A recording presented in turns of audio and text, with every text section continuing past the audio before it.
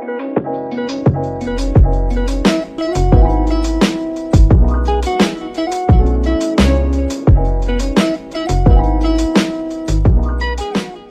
frais de notaire, les fameux frais de notaire.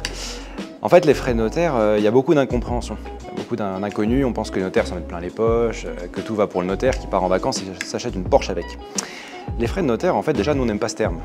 On appelle ça les frais d'acte, parce que ça reflète beaucoup plus la réalité. Après, c'est un tic de langage. Si tu veux, les frais de notaire, ils découlent d'un monopole. Un monopole qui est uniquement pour les notaires. Donc, il y a certains actes pour lesquels il n'y a que le notaire qui peut signer. Les actes en droit de vente immobilière, par exemple, les achats, les ventes, droit de la famille, succession, libéralité, donation, tous ces actes-là. De ces actes-là, on a un monopole et de ce monopole va découler un tarif. Le tarif, c'est pas nous qui le choisissons, il est fixé par le ministère et donc on doit appliquer ce tarif. Que je sois notaire à Briançon, ou à Paris, à Bordeaux, à Rennes, à Toulouse, peu importe, c'est le même tarif pour tout le monde. Donc quel que soit le notaire que tu choisis, tu vas payer la même chose. Ça, c'est clair, c'est net, il n'y a pas d'ambiguïté là-dessus. Ce tarif, il est fixé, on ne peut pas y déroger. On est astreint et tenu par ce tarif.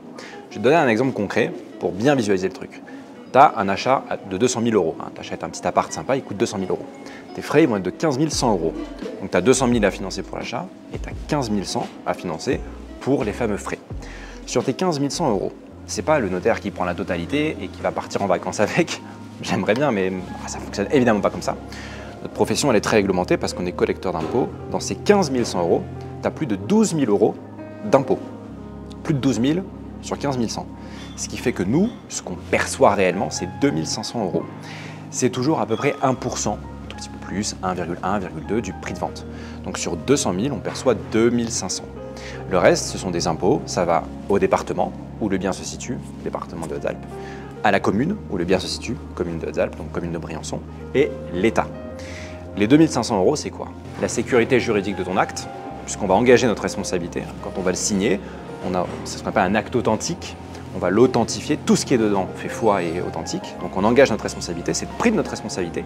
C'est le conseil, puisque chaque achat est différent. Tu vas me poser des questions, je vais donner des réponses qui vont être sur mesure, c'est mon travail.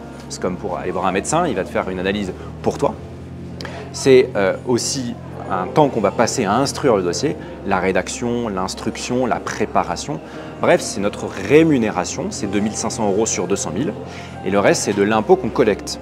D'où le fait qu'on ait un travail qui soit très réglementé et qu'on soit nommé, parce que je vais percevoir de l'argent de ta part que je vais distribuer aux collectivités, qui va devenir de l'argent public, qui va financer accessoirement des écoles, des routes, tous les besoins des services publics. Donc ça, c'est ce qu'on appelle les fameux frais dits de notaire, qui sont en fait des frais d'acte.